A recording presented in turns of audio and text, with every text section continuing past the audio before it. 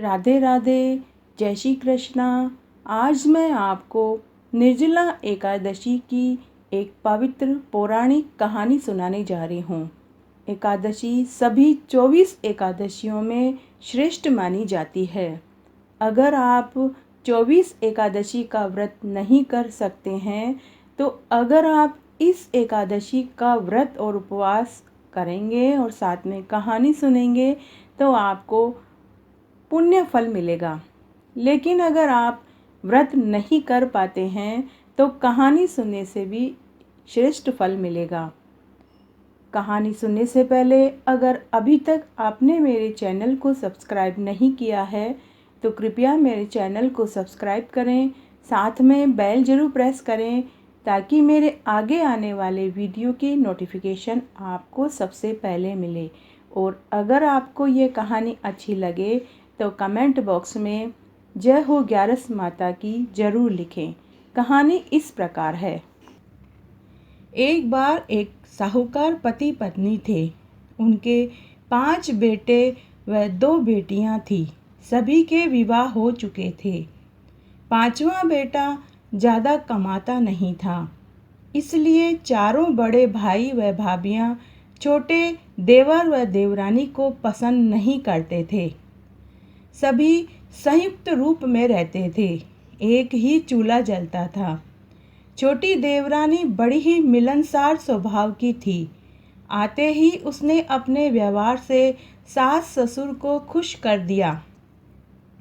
यह बात बड़ी जेठानियों को चुभने लगी। तब एक दिन चारों बड़ी बहुओं ने एक योजना बनाई और देवर और देवरानी को अलग करने का निश्चय कर लिया। तब एक दिन सभी चारों बड़े बेटे व बहुएं अपने सास ससुर से कहकर देवर देवरानी को अलग कर देते हैं। देवर देवरानी बड़े ही सीधे थे। वे अपना सामान लेकर अलग पिछवाड़े में 2 टूटे फूटे कमरे थे, वहाँ खुशी खुशी रहने लगे। फिर एक दिन ज्येष्ठ मास के शुक्ल पक्ष की निर्जला एकादशी आने वाली थी। सास ससुर ने अपने चारों बहुओं को पूछा कि हमें निर्जला एकादशी का व्रत व स्नान करना है, क्या तुम हमें स्नान और व्रत करवा दोगे? तो सभी बड़े बेटे बहू मना कर देते हैं। बड़े बेटे बहू कहते हैं, आपकी ऐसी हालत नहीं है कि आप व्रत और उपवास करो और हमारे पास समय भी नहीं है। एक टूक जवाब बेटा बहू ने दे दिया। सास ससुर उदास हो जाते हैं।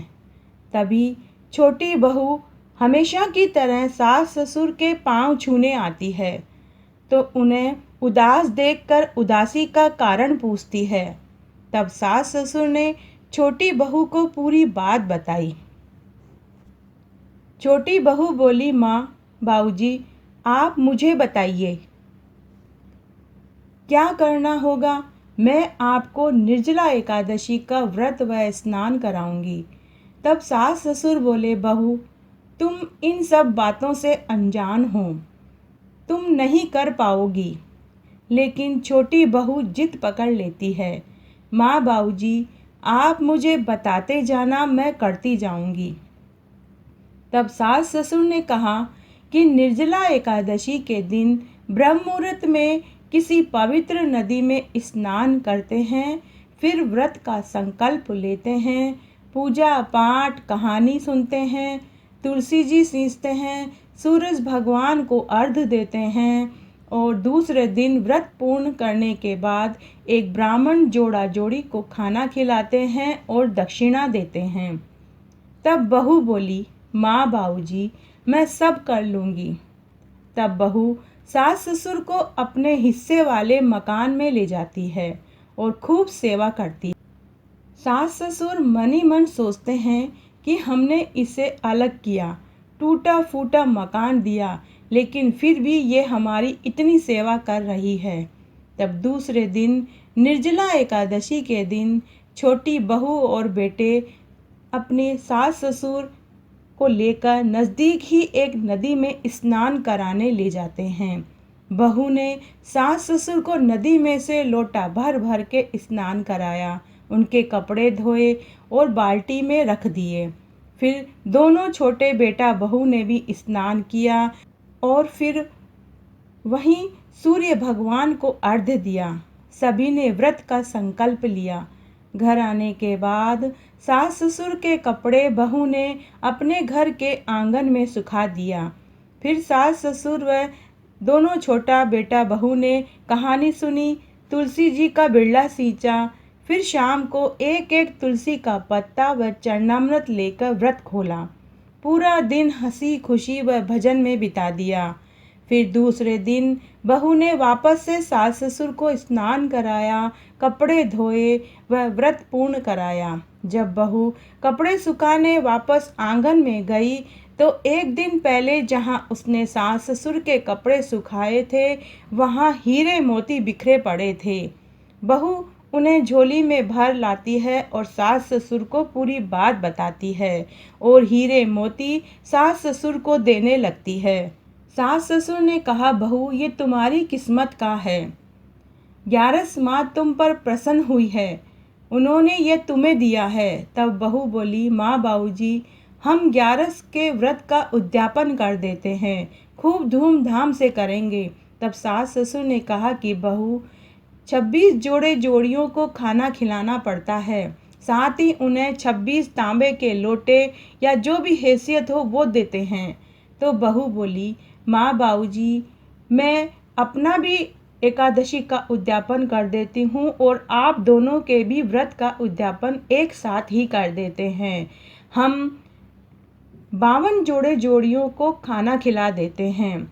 और बहू बाजार जाकर सुहागिन स्त्रियों के लिए साड़ी, ब्लाउज, पेटीकोट, चूड़ियाँ, बिंदी, काजल, मेहंदी और 52 तांबे के लोटे लेके आती है और पुरुषों के लिए 52 पैंट शर्ट और गमछे लेकर आती है। फिर सभी बहन बेटियों, भतीजों भतीजियों, भांजे भांजियों को न्योता भी देती है। फिर बहू अपने सास ससुर से कहती है कि माँ बाबूजी बड़े भैया और भाभी जी को आप खुद न्योता देकर आइए। तब सास ससुर खुद बड़े बेटे बहुओं को निमंत्रण देने गए। इसके बाद उन्होंने पूरे गांव को एकादशी के उद्यापन में खाने का निमंत्रण दिया। इसके अलावा 11 पंडितों को जोड़े जोड़ियों के सहित बुलाया। बड़े भाई भाभीओं को जब पता चलता है कि वो पूरे गांव को खाना खिला रहे हैं, साथ ही एकादशी के व्रत का उद्यापन भी कर रहे हैं, इनके पास इतना पैसा कहाँ से आया, इनके तो खुद खाने के लाले पड़े हुए थे। तब एकादशी के उद्यापन वाले दिन सभी बड़े भाई और भाभी बच्चों सहित देवर देवरानी के घर आए। उन्होंने उनका ठाट बाट देखा तो उन्हें बहुत आश्चर्य हुआ। घर में अन्न धन के भंडार भरे हुए थे। इन सब का कारण पूछा तब देवरानी ने पूरी बात बताई कि आपने माँ बाबूजी को निर्जला एकादशी का व्रत व स्नान कराने से मना कर दिया था।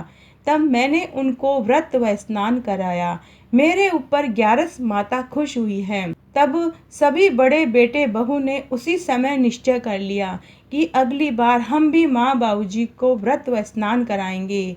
1 साल बाद जब वापस से निर्जला एकादशी आई तो सभी चारों बड़े बेटे बहुओं ने माँ बाबूजी को जबरदस्ती व्रत व स्नान कराया।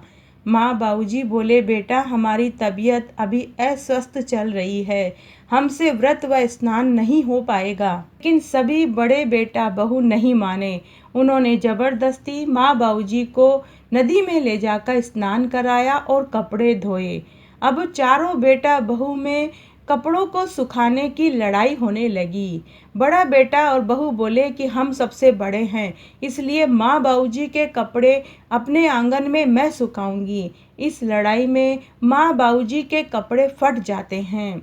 इस तरह जिसके पास जो कपड़ा आया वो ले जाकर अपने अपने कमरों में सुखाते हैं। वो चारों बेटा बहू कहते हैं कि देवर देवरानी तो पागल थे जो माँ बाबूजी के कपड़े आंगन में सुखाएं, हम तो कमरों में सुखाएंगे। इस तरह हीरे मोती कमरे में ही पड़े हुए मिलेंगे। इस तरह पूरा दिन निकलने व सुबह का इंतजार करने लगे। सुबह जब उन्होंने उठकर देखा तो उनके कमरों में जहां उन्होंने माँ बाबूजी के कपड़े सुखाए थे वहां कीचड़ ही कीचड़ हो गया। सभी बड़े बेटा बहू भागे भागे माँ बाबूजी के पास गए और बताया, माँ बाबूजी, आपके कपड़े से हीरे मोती की जगह कीचड़ ही कीचड़ हो गया है। आपने हमारे साथ धोखा किया है। तब माँ बाबूजी बोले, बेटा, तुम सब ने धन के लालच में निर्जला एकादशी का व्रत व स्नान हमें कराया, लेकिन छोटी बहू ने निस्वार्थ भाव से हमें व्रत व स्नान कराया था। तब सभी बड़े बेटा बहू शर्मिंदा होते हैं। तो हे ग्यारस माता, जैसे आप छोटी बहू के ऊपर प्रसन्न हुए वैसे सबके ऊपर होना। कहने वाले को, सुनने वाले को और हुकारा भरने वाले को। घटती हो तो पूरी हो तो परवान चढ़े, भूले बिसरे नाम तेरे भंडार में भरे। तो आज मैंने आपको निर्जला एकादशी की एक प्राचीन कहानी सुनाई। अगर आपको ये कहानी अच्छी लगे तो अपने दोस्तों और रिश्तेदारों में ज़्यादा से ज़्यादा शेयर करके पुण्य कमाएं। धन्यवाद।